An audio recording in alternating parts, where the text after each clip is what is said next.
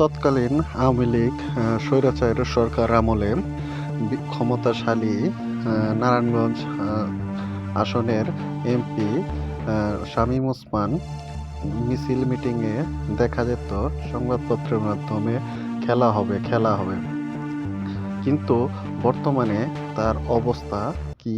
তবে চলুন খবরের মূল প্রতিবেদনে থেকে জেনে আসা যাক।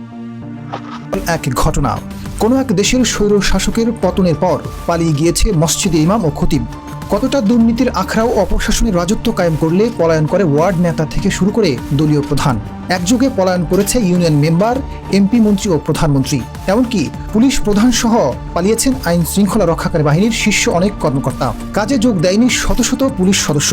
শুনতে রূপকথার মতো মনে হলেও দুর্নীতির এমন স্বর্গরাজ্য তকমা পেয়েছিল বাংলাদেশ, যার নেতৃত্বে ছিল বাকশালের প্রতিষ্ঠাতা শেখ মুজিবের কন্যা স্বৈরাচার হাসিনা।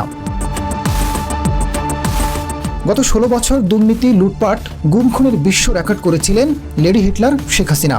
সর্বশেষ 5 আগস্টের একদিন আগেও আওয়ামী লীগ নেতাদের হুঙ্কারের প্রকম্পিত ছিল সারা বাংলাদেশ। কিন্তু ছাত্র জনতার তোপের মুখে কয়েক ঘন্টার ব্যবধানে তড়িঘড়ি করে হাসিনা পালালেন ভারতে। ভেড়ার পালের মতো একের পর এক ছুটতে থাকে স্বৈরাচারের দোসররা। পলায়ন করে প্রভুদেশ ভারতে। যে কজন দেশে আছে লুকিয়ে রয়েছে ইঁদুরের গর্তে, বাকিরা কারাগারে। হাসিনার পতনের পর দোসরদের মধ্যে প্রথম ধরা পড়েন সাবেক আইনমন্ত্রী আনিসুল হক ও সালমান এফ রহমান। সদরঘাট দিয়ে চোরের মতো পালাচ্ছিলেন তারা, অথচ দাম্ভিকতার সাথে এরাই বলতো খেলা হবে। তাদের একজন নারায়ণগঞ্জের গডফাদার শামীম ওসমান। ক্ষমতার দাপটে নিজ এলাকায় একচ্ছত্র আধিপত্য বিস্তার করেছিলেন তিনি। সভা সমাবেশে প্রকাশ্যেই অহংকার করে নিজের নানা অপকর্ম তুলে ধরতেন।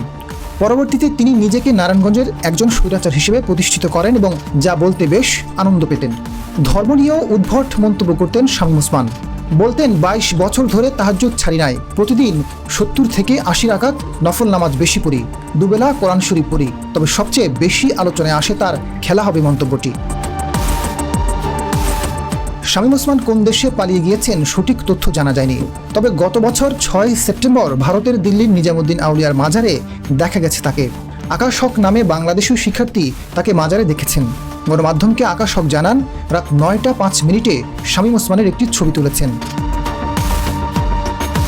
তবে সম্প্রতি সোশ্যাল মিডিয়ায় শামীম ওসমানের একটি ছবি ভাইরাল হয়েছে। ছবিতে ইসলামী পোশাকে মসজিদে দেখা গেছে তাকে, মাথায় পাগড়ি, পরনে সাদা জুব্বা।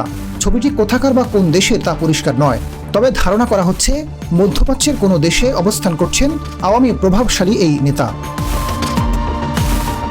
তো খেলা হবে তো নারায়ণগঞ্জের 4 আসনের এমপি, তো তার কথাটি আপনারা শুনতে পেয়েছেন ইতিমধ্যে। তো বর্তমানে তিনি মাঠ ছেড়ে এখন উধাও। তো এরকম নিত্য নতুন খবর পেতে নিউজ বাংলা 1218-র সাথে থাকুন। আমি পলাশ এই মুহূর্তে বিদায় নিচ্ছি, ফিরছি আবারও নতুন কোনো খবর নিয়ে।